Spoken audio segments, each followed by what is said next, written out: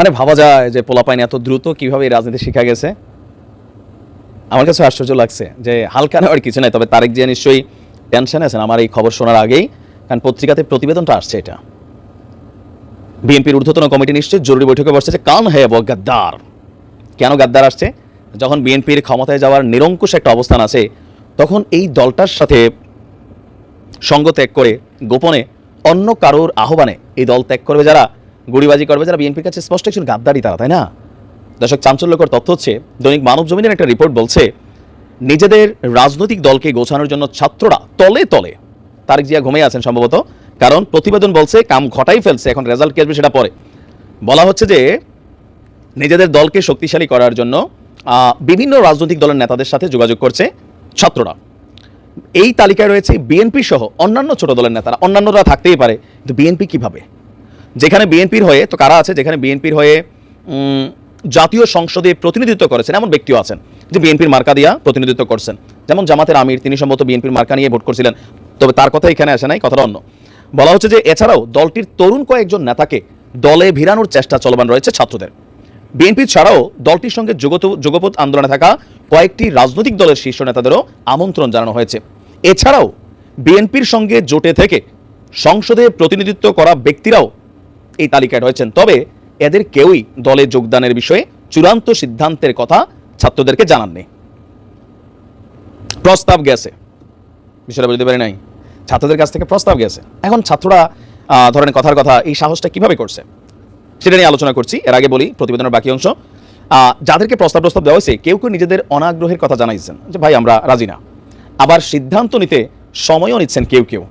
এছাড়াও আপনার সুশীল সমাজের কয়েকজন ব্যক্তিকেও দলে ভেড়ানোর চেষ্টা তারা করছে। আমি এই জায়গা থেকে বলি, ছাত্রদের এই দৃষ্টিভঙ্গিটা আসার পেছনের কারণ হচ্ছে গত 16 বছর কিছু জিনিস ঘটছে এই দেশে। বিএনপির অনেক নেতারা ভেঙে গেছিল, তৃণমূল বিএনপি, তারপর হচ্ছে আরও কতগুলো দল তৈরি হয়েছিল। আর বিএনপি ভেঙে অলরেডি বাংলাদেশে বেশ কয়েকটা দল আগে থেকে তৈরি হয়েছে, লাইক এলডিপি সহ বেশ কিছু দল এরকম হয়েছে। এখন সর্বশেষ ইলেকশনেও যেটা ডামি নির্বাচন ছিল, সেখানেও কিন্তু প্রতিভা বিএনপি নেতারা, মানে তারা দল ছেড়া দীর্ঘদিনের খালেদা জিয়ার সঙ্গে ছিলেন বা বিএনপির নেতা ছিলেন, তারা কিন্তু গিয়ে সেই নির্বাচনে জয়েন করছেন, কারণ আওয়ামী লীগ ক্ষমতা জিতবে এটা নিশ্চিত ছিল। তো ভাবছে 2-4-5 বছর কদিন আর বাঁচবো, আরেকবার এমপিগিরি করা যায়। এরকম অ্যাক্টিভিটিসগুলো থেকেই আসলে কিন্তু ছাত্ররা চিন্তা করছে যে কয়েকজন অফার টফার দিয়ে দেখি, কারণ এখন বিএনপির নমিনেশন দেবে কয়জন রে? 330 জন রে। এই মুহূর্তে এমপি হইতে চাই বিএনপিতে যদি একটা লারা দেন আপনার এলাকায়, এক এলাকায় তো মিনিমাম 50 জন যোগ্য প্রার্থী, যোগ্য ভাই। আপনি দেখেন না আপনার ফেসবুকে কয়জন প্রার্থী আপনার এলাকায় আছে? আমি আমার এলাকায় দেখছি 15-20 জনের নাম চলে আসছে, সবাই লিখতেছে প্রিয় অভিভাবক, আগামী দিনের ভবিষ্যৎ।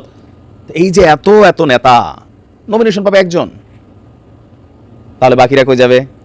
বাকিদের মধ্যে কেউ কেউ ভাবতেছে যে ফাইন, যারা রাজনীতি করে তাদের একটা টার্গেট থাকে চেয়ার, হোক সেটা চেয়ারম্যানের, হোক উপজেলা চেয়ারম্যানের, হোক এমপির। খালি রাজনীতি করলাম, চেয়ারে বসতে পারলাম না। আর এই দেশের রাজনীতির মধ্যে সিস্টেম কি যে আমার দলের একজন বসছে, আমাদের সবার জন্য কল্যাণ করে, এরকম হয়? জি না। যেই লোক চেয়ারে বসে, তার যেই মানে কাছাকাছি লেভেলের যে নেতাটা, সবার আগে তার ঠ্যাং ভাঙে, তার কর্মীদের উপর স্টেম রোলার চালায়, মিথ্যা মামলা দেয়, এলাকা ছাড়া করে, ব্যবসা বাণিজ্য দৌড়ানি করে, অপমানিত করে। একই দলের লোক। আওয়ামী লীগেরা করছে না? করছে। বিএনপি করে না? করে। তো ওই যে নেতাগুলা তারা ভাবে যে ভাই থাক, একটা চেয়ার হইলে হয়েছে, এমপি হয়েছে, প্রশাসন আমার হয়ে যাবে।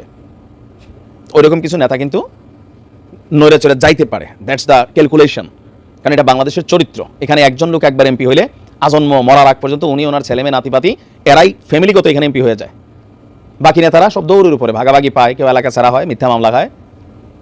এই সিস্টেমটার কারণে ছাত্রদের ক্যালকুলেশনটা, যাদেরকে ডাকছে, অনেকে সিদ্ধান্ত নেওয়ার সময় নিছে, অনেকে চিন্তা করতেছে কেন যে নমুনাটা দেখি যে আমি দল থেকে নমিনেশন পাওয়ার গ্রিন সিগন্যাল আছে কিনা, লন্ডনে হয়তো ফোন যাচ্ছে, বিভিন্ন চ্যানেলে যোগাযোগ করার চেষ্টা করছে। তো যদি সব রাস্তা বন্ধ হয়ে যায় এদিকে চলে যাবে। আর এতে ছাত্রদের উপকার হবে কেন? কারণ প্রত্যেকটা এলাকায় বিএনপির যারা এবার এমপি প্রার্থী হতে যাচ্ছেন, প্রত্যেকেরই কিন্তু নিজস্ব ফ্যান ফলোয়ার আছে, ভোটার আছে।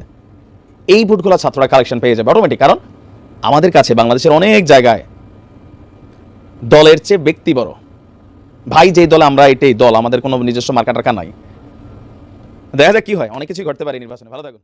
প্রিয় দর্শক, পুরো ভিডিও দেখার জন্য আপনাদেরকে অসংখ্য ধন্যবাদ। প্রিয় দর্শক, বিএনপি কি বললো যে তাদের সাথে গাদ্দারি করছে, নতুন দল তৈরি করতেছে, ছাত্ররা তাদের দলে যোগ দিতেছে বিএনপির লোকজন। এই বিষয়ে আপনার মূল্যবান মতামত অবশ্যই কমেন্ট বক্সে জানাবেন। সবাই ভালো থাকেন, সুস্থ থাকেন, আর চ্যানেলটি সাবস্ক্রাইব করে আমাদের সাথে থাকবেন। সবাই ভালো থাকেন, আল্লাহ হাফেজ।